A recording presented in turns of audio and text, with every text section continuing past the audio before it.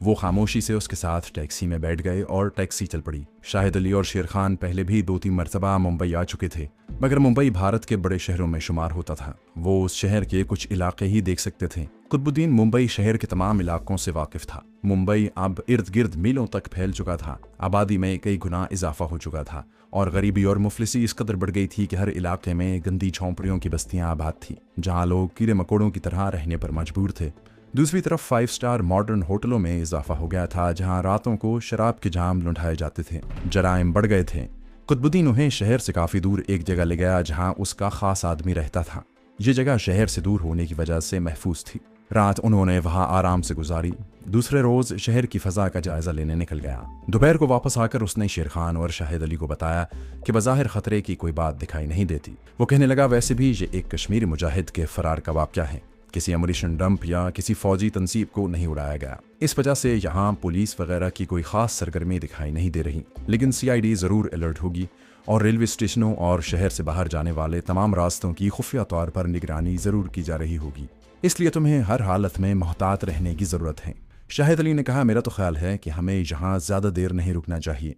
बेहतर यही है कि हम 1-2 दिन में ही यहाँ से कश्मीर की तरफ रवाना हो जाएं। जिस खास आदमी के यहाँ ये सरफरोश पनाह लिए हुए थे, उसका नाम तो कुछ और था, मगर उसे कमाल अहमद के नाम से पुकारेंगे। कमाल अहमद ने कहा, मुंबई से कश्मीर तक बड़ा लंबा सफ़र है। मैं समझता हूँ कि आप लोगों को हर तरफ से इत्मीनान कर लेने के बाद कदम बाहर निकालना चाहिए। शेर खान बोला, कुछ भी हो, हमारा इस जगह ज्यादा देर पड़े रहना भी हमारे लिए खतरनाक साबित हो सकता है। कमाल अहमद कहने लगा, जहां से आप रेलगाड़ी के जरिए ही अपना सफर शुरू करेंगे। मुंबई के 2 रेलवे स्टेशन हैं। दोनों जगहों से दिल्ली पंजाब की तरफ गाड़ियां जाती हैं। दोनों स्टेशनों में से मुंबई के बोरी बंदर के स्टेशन पर से ज्यादा गाड़ियां चलती हैं और वहां पुलिस भी भारी तादाद में हर वक्त मौजूद रहती है। इसलिए मेरा मशवरा यह है कि आप लोग बॉम्बे सेंट्रल के स्टेशन से दिल्ली या पंजाब को जाने वाली कोई गाड़ी पकड़ लें। कुतुबुद्दीन ने कहा, मेरी यह तजवीज़ है कि शेर खान और शाहिद अली दोनों मुजाहिदों को कोई ऐसा फीस बदल कर यह तवीज़ सफ़र करना चाहिए कि जिसकी वजह से ना तो उन्हें कोई आसानी से पहचान सके और ना उन पर कोई शक किया जा सके। शेर खान बोला, हम देहाती लिबास पहन कर निकलेंगे। कमाल अहमद ने कहा, मुंबई के इलाके का देहाती लिबास तो महाराष्ट्र के सूबे तक ही तुम्हारा साथ दे सकेगा। उसके आगे मध्य प्रदेश शुरू हो जाता है, वहाँ का देहाती लिबास दूसरा होता है। उसके बाद फिर उत्तर प्रदेश आ जाएगा, उसके आगे पंजाब शुरू हो जाएगा। इन सूबों का देहाती लिबास यहाँ के देहाती लिबास से ज़रा मुख्तलिफ होता है। इन सूबों में पहुँचने के बाद लोग ज़रूर आपको देख कर शक करेंगे कि ये महाराष्ट्र के देहाती यहाँ क्या कर रहे हैं। कुतुबुद्दीन बोला, ये तो तुमने बिल्कुल ठीक कहा। शाहिद अली कहने लगा, फिर तो एक ही भेस ऐसा है जो हर सूबे में तकरीबन एक जैसा ही होता है। शेर खान ने पूछा, वो क्या? शाहिद अली बोला, सांप का तमाशा दिखाने वाले सपेरों का भेस। शेर खान ने कुतुबुद्दीन की तरफ देखा। कुतुबुद्दीन ने कमाल अहमद की तरफ देखा और पूछा, क्या ख्याल है? कमाल अहमद कहने लगा, शाहिद भाई की तजवीज़ तो बड़ी माकूल है। सपेरों का भेस भारत के शुमाली और शुमाल मगरबी इलाके में एक ही जैसा होता है, लेकिन उसके लिए आदमी को सांपों की थोड़ी बहुत समझ बूझ जरूर होनी चाहिए, क्योंकि अगर आप लोग सपेरों के भेस में होंगे तो आपको अपने पास 2-4 सांप जरूर रखने पड़ेंगे। इनमें जहरीले सांप भी हो सकते हैं। शेर खान ने मुस्कुराते हुए कहा, शायद आप लोगों को मालूम नहीं, लेकिन शाहिद अली को सांपों की बहुत समझ बूझ है।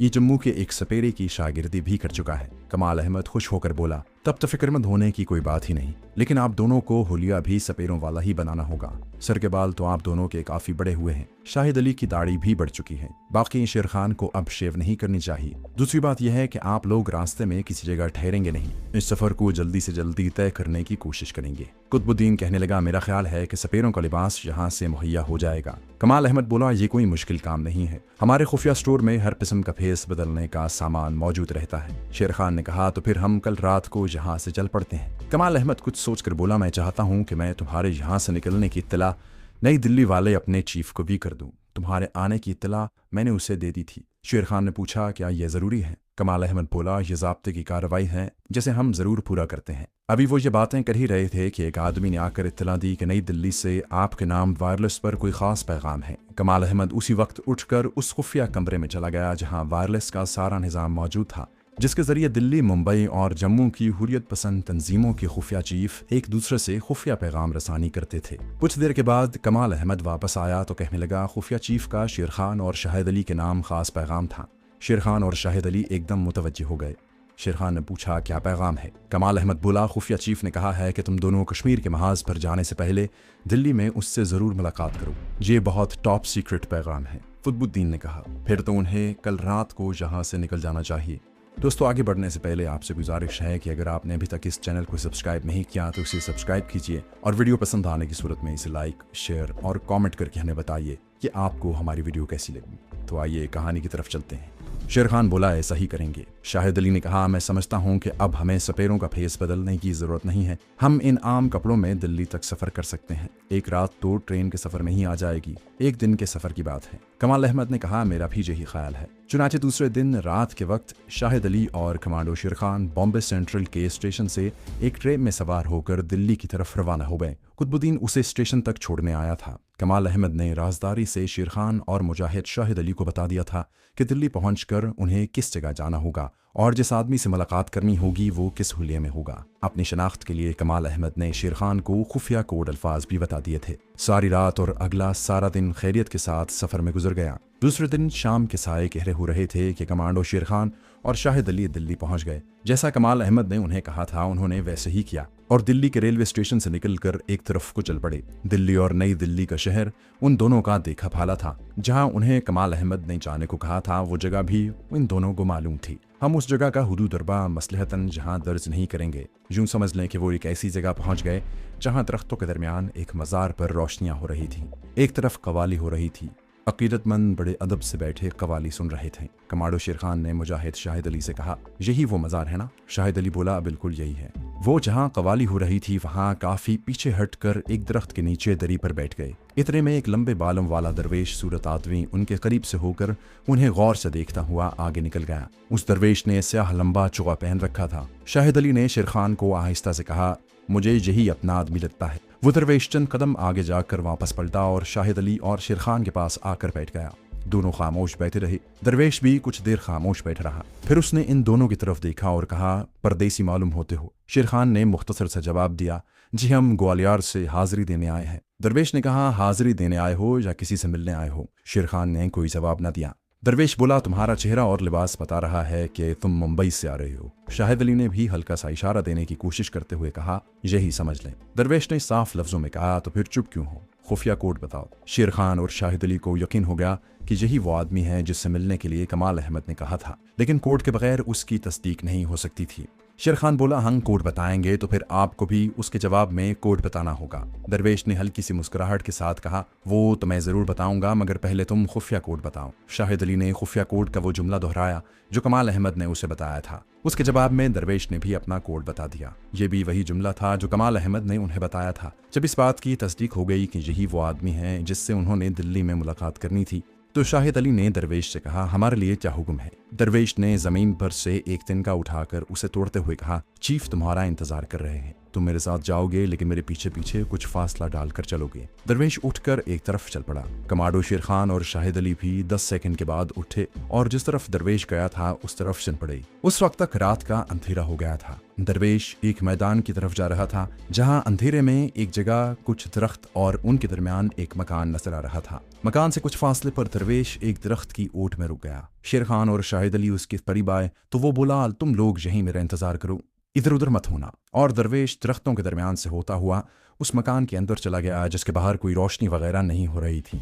ये एक मंजिला पुराना मकान था जिस पर खामोशी छाई हुई थी। थोड़ी देर के बाद दरवेश मकान से निकलकर शेर खान और शाहिद अली के पास आ गया और बोला, एक एक करके मकान में चले जाओ। ड्योढ़ी में से गुजरने के बाद बाएं जानिब एक कमरा आएगा, उसका आधा पट खुला हुआ होगा, तुम उसके अंदर चले जाना। इतना कहकर दरवेश वापस मजार की तरफ चला गया। पहले शेर खान और उसके पीछे कुछ 10 कदम का फासला डालकर शाहिद अली चल पड़ा। मकान की ड्योढ़ी में आकर शेर खान रुक गया और शाहिद अली का इंतजार करने लगा। जब वो आ गया तो दोनों ड्योढ़ी में से गुजरते हुए बाएं जानिब उस जगह आ गए जहां एक कमरे का दरवाजा आधा खुला हुआ था। अंदर रोशनी हो रही थी। वो भी अंदर जाने का सोच ही रहे थे कि एक आदमी दरवाजे में नमूदार हुआ और बोला, शाहजी अंदर दूसरे कमरे में तुम्हारा इंतजार कर रहे हैं। दोनों सरफरोश दरमियाने कमरे में से गुजरकर दूसरे कमरे के बंद दरवाजे के पास जाकर रुक गए। शेर खान ने आहिस्ता से दस्तक दी। अंदर से किसी मर्द की भारी आवाज सुनाई दी, आ जाओ। शेर खान और शाहिद अली कमरे में दाखिल हो गए। ये छोटा कमरा था। दीवार के साथ एक तख्त पोश पर कालीन बिछा था। गाँव तकिए लगे थे और एक सफेद रीश बुजुर्ग गाँव तकिए के सहारे टेक लगाकर बैठे थे। दोनों मुजाहिदों ने सलाम किया और तख्त पोश के आगे जो मूंढे पड़े थे उन पर बैठ गए। कमरे में बिजली की रोशनी हो रही थी। शाहजी ने दोनों पर गहरी निगाह डाली। उसके बाद कहा, मैंने तुम दोनों को पहचान लिया है। तुम्हारी 2 तस्वीरें मुझे मिल चुकी हैं, वहां से उठकर मेरे पास आकर बैठ जाओ। कमांडो शेर खान और मुजाहिद शाहिद अली उठकर शाह जी के पास तख्त पोश पर बैठ गए। शाह जी ने अपने तकिए के नीचे से एक लिफाफा निकाल कर खोला। उसमें एक जर्द रंग का मोटा कागज तय किया हुआ था। उसे खोलकर शेर खान और शाहिद अली के आगे रख दिया और कहा, इसे गौर से देखो, इसके बाद बात करेंगे। शेर खान और शाहिद अली ने देखा कि कागज पर स्याह पेंसिल से एक नक्शा बना हुआ था, जिसमें कहीं कहीं सुर्ख निशान लगे हुए थे, कहीं पहाड़ी टीलों का उभार दिखाया गया था। 1-2 मिनट उसे गौर से देखने के बाद कमांडो शेर खान ने कहा, यह किसी जगह का नक्शा है। शाह जी बोले, हाँ, इस नक्शे की तफसील बताने से पहले तुमसे 1-2 जरूरी बातें करना चाहता हूँ। कमांडो शेर खान और मुजाहिद शाहिद अली मुतवज्जे हो गए। शाह जी ने कहा, तुम्हें ये बताने की जरूरत नहीं है कि भारत पाकिस्तान का अज़ली दुश्मन है, और जब से पाकिस्तान का क़याम वजूद में आया है, भारत उसको ख़त्म करने की नाकाम और नापाक कोशिश में लगा हुआ है। इस मकसद को हासिल करने के लिए वो पाकिस्तान पर 3-4 बार हमला भी कर चुका है, जिसमें उसे हर बार शिकस्त का सामना करना पड़ा है। तुम्हें ये भी मालूम है कि पाकिस्तान की सालमियत पर भारत एक दूसरे महाज से भी बराबर हमला कर रहा है। ये महाज फौजी महाज से ज़्यादा खतरनाक महाज है, और ये महाज इसकी बदनाम ज़माना सीक्रेट एजेंसी रॉ का महाज है। ये खुफिया इदारा बराह रास्त भारत की मरकजी वजारत दिफा की ज़ेर निगरानी काम कर रहा है, और भारत का प्रधानमंत्री यानी वजीर आज़म इस इदारे का सरबराह होता है। अब मैं दूसरी बात करता हूँ। दूसरी बात यह है कि भारत मैदान जंग में पाकिस्तान की दलेर और बहादुर फौज का मुकाबला नहीं कर सकता। भारत के पास जंगी साजो सामान का ढेर लगा है, और जदीद से जदीद तरीन असलहा और तोपें मौजूद हैं, लेकिन जंगी साजो सामान और असलहा खुद नहीं लड़ा करता, उसे आदमी लड़ाते हैं। भारत की फौज का कोई दीन मजहब नहीं है, इनमें मुसलमानों वाला वो जज्बा नहीं है जो हर मुसलमान का ईमान है, यानी अल्लाह की राह में जान कुर्बान कर देना। मैं भारत की फौज का एक रिटायर्ड सूबेदार मेजर हूँ। मैंने इंडियन आर्मी को बड़े करीब से देखा है। मैदान जंग में भारतीय फौजी मोर्चे के अंदर बैठ कर लड़ता है। वो कंपनी कमांडर के हुक्म पर एडवांस भी करता है और दुश्मन के मोर्चों पर अटैक भी करता है, लेकिन अपनी जान बचाने और अपने माँ बाप और बीवी बच्चों के पास जाने का ख्याल हर वक्त उसके दिलो दिमाग पर हावी रहता है। चुनाचे जहाँ पाक फौज का जवान दुश्मन से लड़ते हुए अल्लाह की राह में शहीद हो जाता है, वहाँ भारतीय फौजी जान बचा कर भाग जाता है। अगर भाग न सके तो या कैद हो जाता है, या पीछे या सामने से आने वाली किसी गोली का शिकार हो जाता है और इस तरह मर जाता है, जिस तरह कोई कीड़ा मकोड़ा जान बचाने की कोशिश करते हुए पांव के नीचे आकर कुचला जाता है। भारतीय फौज की हाई कमांड को अपनी फौज की इस बुज़दिली का पूरा इल्म है, मगर भारतीय फौजी हाई कमांड के पास इसका कोई इलाज नहीं, माँ सिवाय इसके कि भारत कोई ऐसी शय ईजाद करे कि जो तोप, मशीन गन और राइफल के मुकाबले में कई हजार गुना ज्यादा तबाही फैला सके, और जिसको चलाने के लिए बुज़दिल भारतीय फौजियों की जरूरत ही ना पड़े और सिर्फ एक बटन ही दबाना पड़े। चुनाचे भारत ने खुफिया तौर पर एटमी प्रोग्राम पर अमल शुरू कर दिया और फिर एटमी धमाका करके एटमी ताकत बन गया। इसका ख्याल था कि पाकिस्तान इस मैदान में इसका मुकाबला नहीं कर सकेगा, लेकिन पाकिस्तान ने इसके जवाब में एटमी धमाका कर दिया। अब एक बार फिर भारत की फौजी हाई कमांड के ऑफिसर्स सर जोड़कर बैठ गए हैं कि अब क्या किया जाए। चुनाचे अब उन्होंने पाकिस्तान पर फैसला कुन हमला करने के लिए एक नए खुफिया प्रोजेक्ट पर काम करना शुरू कर दिया है। कमांडो शेर खान ने पूछा, सर ये खुफिया प्रोजेक्ट क्या है? शाह जी ने उंगली अपने होंठों से लगाकर शेर खान को खामोश रहने का इशारा किया। इतने में एक मुजाहिद चाय के साथ खाने पीने का सामान लेकर आ गया। पहले कुछ खा पी लें, फिर बातें करेंगे। जब मुजाहिद चला गया तो शाह जी बोले, हमारी तंजीम के मुजाहिद इस्लाम और पाकिस्तान के सच्चे जानिसार हैं। इनकी वफादारी शक व शुबे से बालतर है। इसके बावजूद बाज मामलात में मुझे इनसे भी राजदारी से काम लेना पड़ता है, इसलिए मैं अपने मुजाहिद के कदमों की आहट सुनकर खामोश हो गया था। अब आप खाना पीना शुरू करें। खाना सादा मगर बड़ा लजीज था। खाना खाने के बाद चाय का दौर चल पड़ा। इस दौरान शाह जी शेर खान और मुजाहिद शाहिद अली के साथ उनके दलेराना मार्गों और कश्मीरी मुजाहिदीन की जांबाजी के बारे में बातें करते रहे। कहने लगे, वो वक्त अब ज़्यादा दूर नहीं है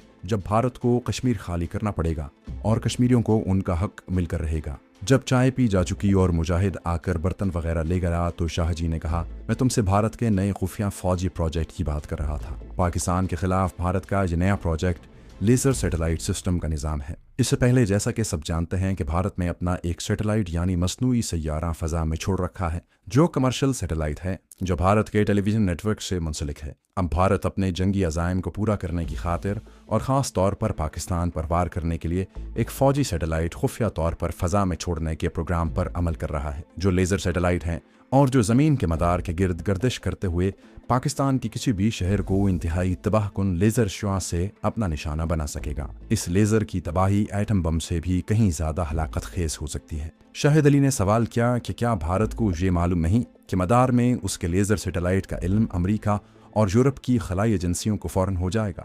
शाह जी ने कहा, चूंकि अमेरिका और यूरोप की बड़ी ताकतें इस्लाम और मुसलमान ममालिक ख़ास तौर पर पाकिस्तान की दुश्मन हैं, इसलिए भारत दरपर्दा अमेरिका, रूस और यूरोप के दूसरे तरक्की याफ्ता ममालिक की मर्ज़ी से इस प्रोजेक्ट पर काम शुरू कर रहा है।